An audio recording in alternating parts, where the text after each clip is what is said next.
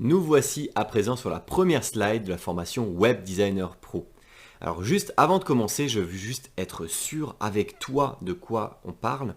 Eh bien, avec cette formation, ça ne va pas remplacer, bien entendu, une formation que tu vas avoir par exemple dans une école avec des enseignants avec qui tu vas travailler des dizaines, voire des centaines d'heures à l'année. L'objectif, c'est que toutes les connaissances que j'ai pu acquérir tout simplement dans ma profession de web designer, eh bien, je vais les condenser en une seule et unique formation. Dis-toi juste qu'à l'aide de tout ce que je vais t'apprendre du coup durant l'ensemble de cette formation-là, donc en 5 modules, eh bien, je vais vraiment essayer de te présenter toutes les choses que je connaisse sur le métier de web designer et ce qui me permet aujourd'hui, depuis 3 à 4 ans, de vivre de mon activité de freelance. Dis-toi juste que quand moi j'ai commencé l'école, j'avais quelques heures par semaine, pas beaucoup, donc ça dépend après des écoles, mais mon école en question n'avait pas énormément d'heures et à l'aide de cette formation, tout ce que j'ai mis dans cette formation, eh bien c'est au moins 4 fois plus d'informations que j'ai pu avoir en étant à l'école. Ça veut dire que j'ai réussi à être web designer aujourd'hui en ayant 4 fois moins d'informations que ce que je vais te présenter dans cette formation-là.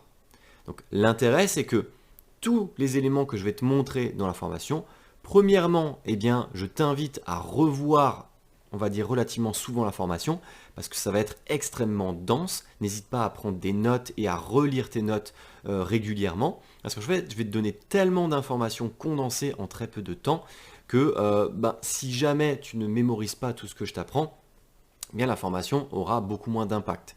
Par exemple, si je te présente les différents corps de métier, il faut que tu puisses relire de temps en temps pour savoir, ok, ces corps de métier servent à ça, ils sont liés à ça, ça et ça.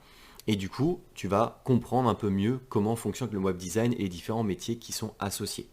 Donc ce que je te conseille, c'est de revoir la formation, prendre des notes, relire tes notes, revoir la formation et aussi également faire des petits exercices toi de ton côté. Si par exemple je te parle de web design, eh bien si tu regardes la formation d'une traite que tu ne la regardes plus, eh bien si dans 2 semaines tu ne t'en souviens plus, c'est normal. Parce qu'il faut relire, il faut revoir, c'est comme à l'école, tu es censé relire, revoir pour pouvoir emmagasiner toutes les informations que je vais te donner durant l'ensemble de la formation.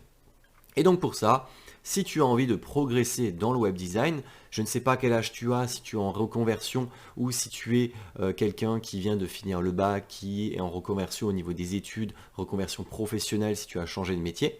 Mais si tu veux t'améliorer en web design, n'hésite pas à relire la formation et en plus de ça, à faire des exercices. Par exemple, tu as le site d'Amazon, le site de Facebook, le site de telle ou telle marque, et bien de te dire, tiens, je vais essayer de reproduire ce site-là, de le copier totalement de A à Z pour essayer de comprendre, ok, quelles sont la taille des boutons qui sont utilisés, quels sont les effets qui sont appliqués sur des boutons, sur de l'interface, sur l'expérience utilisateur. Et du coup, tous ces éléments-là, quand tu vas reproduire, le jour où tu devras faire un vrai site pour un vrai client, eh bien tu sauras quelle taille de bouton fonctionne le mieux, quelle taille de typographie est le plus lisible, etc. etc. C'est en copiant qu'ensuite tu pourras t'inspirer pour créer tes propres créations. Donc maintenant, on va pouvoir commencer avec le module 1, les fondamentaux du web design, maintenant que tu sais précisément de quoi il s'agit et maintenant que tu sais un peu à quoi va servir toute cette formation-là, comme ça tu es vraiment paré pour commencer. Commençons par le tout début, à savoir la naissance d'Internet. Donc Internet est né environ dans les années 1989. C'est à ce moment-là qu'est né le premier site web, le site web 1.0. Site web 1.0, toute première version, puisqu'au fur et à mesure du temps, eh bien, tu as le web 2.0, voire le 3.0, qui donne des fonctionnalités à chaque fois supplémentaires. Dis-toi juste que le premier site, notamment en France, c'est destiné aux chercheurs. Donc le premier site français, il est né en 1992, donc seulement 3 ans après la naissance du premier site web.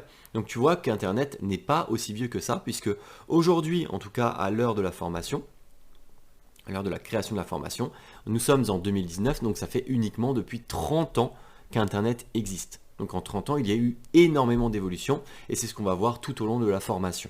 À présent, faisons une petite chronologie de la naissance d'Internet. À savoir, on sait maintenant quand le premier site web est apparu, c'est en 1989, et ça a été créé notamment avec du HTML. L'HTML, c'est tout simplement un langage de programmation, donc un langage de développement, et ça permet de créer la structure d'un site web. On le verra dans la slide suivante, mais l'HTML, c'est tout simplement ça, mais on le verra après. Ça, c'est un langage de programmation, donc le HTML, mais il y en a plein d'autres. En 95, il y a l'avènement du Flash, donc le langage de programmation Flash.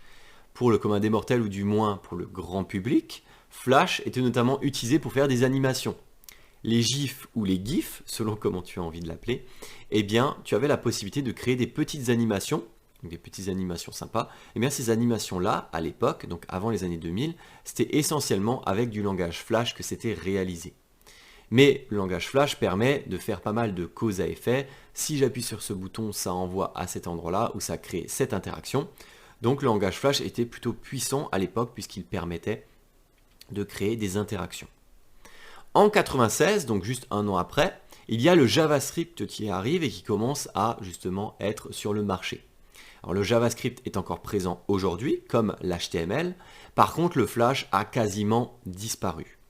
Pourquoi ? Parce qu'en 2007, lors de l'arrivée des smartphones d'Apple, donc l'iPhone, eh bien Steve Jobs a décidé de ne plus utiliser le langage Flash. Et donc, qu'est-ce que ça fait ? Eh bien, ça a tout simplement détruit ce langage de programmation.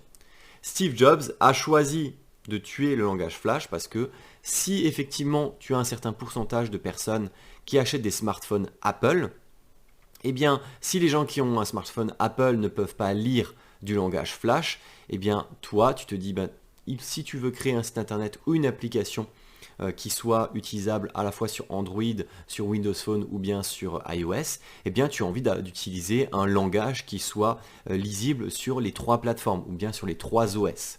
Dans ce cas-là, les gens ont tout simplement abandonné le langage Flash pour que tu puisses tout simplement avoir un langage qui soit visible également sur iOS. Et c'est pour ça que tu as l'HTML et le JavaScript qui est notamment présent encore aujourd'hui. Puis en 2000, nous avons l'apparition du dernier langage que je te présente sur cette slide, à savoir le CSS. Alors l'apparition du CSS est arrivée en 1995, qui n'était pas trop utilisé, mais il y a eu un véritable avènement du CSS troisième du nom en 2000, puisque lorsque tu crées des sites internet, des sites web, eh bien l'HTML c'est globalement le fond, la structure, et le CSS c'est la forme, donc tout ce qui est graphique. Donc ça a vraiment fait un tournant des web designers tout simplement à l'ère des années 2000. Juste très rapidement pour te l'expliquer, parce que ce n'est pas forcément extrêmement important de savoir, on va dire, les abréviations, mais au moins tu les sauras dans la formation. Eh bien l'HTML c'est Hypertext Markup Language, donc c'est tout simplement un langage qui permet de baliser et de mettre des liens hypertextes, donc de faire des liens entre différentes pages. Et le CSS c'est tout simplement Cascading Style Sheets, et c'est tout simplement des feuilles de style en cascade. L'avantage, c'est que l'HTML permet de créer une structure de page avec par exemple, tiens, cette page va avoir cette taille-là. Ensuite, tu as un bloc qui va ici, un autre qui va ici, un autre qui va là. Et le CSS va te permettre d'avoir vraiment un rendu graphique. Par exemple, de dire qu'on a cette typo bleue avec une petite ligne qui apparaît lorsque l'on est en mode hover, c'est ce que l'on appelle du CSS. La couleur verte, c'est aussi défini avec du CSS. La couleur grise, les typographies, la taille des typographies, etc. Donc, clairement, l'HTML, c'est la structure, le CSS, c'est tout simplement le style graphique. Et pour finir, nous avons également l'arrivée du PHP qui permet de transformer l'HTML statique en HTML dynamique. Par exemple, si l'on a un compte Facebook, on aura tous, voilà, sur Terre, on aura tous la même page de login pour aller sur la page Facebook. Par contre, avec le PHP, ça permettra de renvoyer vers les données des utilisateurs en question. Par exemple, Monsieur Dupont et Madame Dupont ne vont pas avoir le même profil Facebook et du coup, le PHP va chercher les informations de Monsieur Dupont pour afficher le profil de Monsieur Dupont et va tout simplement récupérer les informations de Madame Dupont pour afficher le profil de Madame Dupont. Donc ce qui fait que l'HTML n'est plus statique, on n'a pas des données qui sont brutes et tout le temps les mêmes, mais on a véritablement des sites web qui sont dynamiques en fonction des utilisateurs. Et pour te représenter ça très facilement, pour que tu comprennes vraiment bien ce que je viens de te dire avec l'HTML, la structure et le CSS, le graphisme, c'est qu'avec l'HTML, tu le vois bien, là avec mon site web actuel, eh bien le HTML va présenter par exemple l'image du logo, va présenter du texte en blanc, avec des couleurs, avec quelques typographies par-ci par-là, mais ça ne ressemblera globalement à rien. Mais en rajoutant le CSS, eh bien ça va rendre graphique tout simplement le site web. Ça veut dire que toutes ces données-là vont être réarrangées avec le CSS pour passer de ça à ça. Si je te parle de toutes ces bases, c'est justement pour que tu puisses bien comprendre qu'avec justement les différents langages de programmation, on a pu voir justement entre la création d'Internet et des premiers sites web en 89, eh bien chacun des langages de programmation supplémentaires a amené son lot de nouveautés et donc de changements. On l'a bien vu avec l'HTML et l'HTML plus CSS, la grosse différence qui a eu lieu lors de la création de ces langages de programmation et leur utilisation sur le web design. Donc on va pouvoir voir maintenant le web 1.0 qui était dans le passé, le 2.0 actuel et le 3.0 futur. Ça nous permet de voir aussi en fonction de tout simplement l'évolution de notre société et des langages de programmation, tout ce qu'il est possible de faire justement dans le futur. Dis-toi juste que le web 1.0 c'est tout ce qui constitue environ les années 90 à 2000. C'est les sites statiques. Comme je te l'ai dit avant, en HTML, tu as essentiellement des hyperliens pour passer de page en page. Par exemple, tu as une page d'accueil qui te permet de passer dans une page A, B, C, et à chaque fois que tu cliques sur des liens, ça va juste te ramener vers une nouvelle page. Et tu peux revenir sur la page d'accueil et de nouveau accéder aux pages A, B, C. Donc ça c'est statique parce qu'il n'y a pas de changement du site. Que ce soit une personne qui soit en France, en Inde, aux États-Unis, eh bien le site reste identique. Il a tout le temps la même forme. Qu'importe l'utilisateur qui l'utilise ou qui navigue sur le site en question. Le web 2.0, c'est ce qu'on a aujourd'hui, donc environ des années 2000 à aujourd'hui. C'est des sites qui sont véritablement interactifs, avec des technologies complexes, mais simples d'utilisation. Qu'est-ce que c'est? C'est par exemple des blogs, des réseaux sociaux. Comme je l'ai dit avant avec l'exemple de Monsieur et Madame Dupont, eh bien, avoir un site web ou bien des réseaux sociaux comme Facebook, Twitter, Instagram, d'avoir exactement le même site mais qui va afficher des choses différentes en fonction des profils utilisateurs, c'est ce qu'on appelle du web 2.0 qui est interactif. Avoir des articles de blog qui vont être présentés en aléatoire avec des suggestions d'articles aléatoires, avec l'utilisation de comptes différents ou bien des informations différentes en fonction des comptes, tout ça en fait ça met en place des technologies complexes de web design, mais qui permettent d'être vraiment proches des utilisateurs en question et des internautes en question. Et lorsque l'on parle de simplicité d'utilisation, c'est que tout simplement à l'époque, on n'avait pas forcément d'intérêt, on va dire, à l'UX design, donc l'expérience utilisateur. L'objectif, c'est de créer un site web qui puisse donner des informations, donc sans véritable attrait à la beauté du site ou bien à son utilisation. Alors qu'aujourd'hui, l'objectif, c'est less is more, donc le moins, c'est le plus, pour justement faire en sorte qu'avec par exemple peu d'icônes, peu de texte, peu d'éléments, on puisse aller vraiment au fondement même de l'utilisation du site web en question. Si par exemple on prend Amazon ou bien un site un peu complexe comme ça, l'objectif d'Amazon c'est quoi? C'est de vendre. Dans ce cas-là, il faut pouvoir voir très facilement les avis, voir très facilement le prix, voir très facilement en fait tout ce qui est lié au site et à l'objectif principal du site. Là, on le voit très bien, je vais le montrer. Quand on arrive sur la page d'accueil d'Amazon, eh bien on arrive directement sur par exemple une bannière. La bannière va essayer de montrer justement des produits qui sont mis en avant. Par exemple Alexa joue une playlist pour l'été. Voilà, on a directement une réduction sur le prix. Ici on a plusieurs catégories d'objets, donc cuisine maison, high-tech, musique, jouets, jeux, produits reconditionnés, promotion, etc. etc. Là, l'objectif de ce site est totalement différent par rapport au web 1.0. Là, avec le web 2.0, la simplicité d'utilisation a vraiment pour objectif d'avoir une expérience utilisateur et un parcours utilisateur. Il faut que lorsque la personne arrive sur Amazon, quel est son objectif? C'est certainement acheter quelque chose. Si je viens sur Amazon et que j'ai envie d'acheter quelque chose, eh bien peut-être qu'Amazon a aussi envie de me refourguer d'autres objets que j'aurais envie d'acheter entre le moment où j'arrive sur le site ou j'atterris sur tout simplement la page produit de ce que je veux acheter. Donc ça, c'est pour le web 2.0.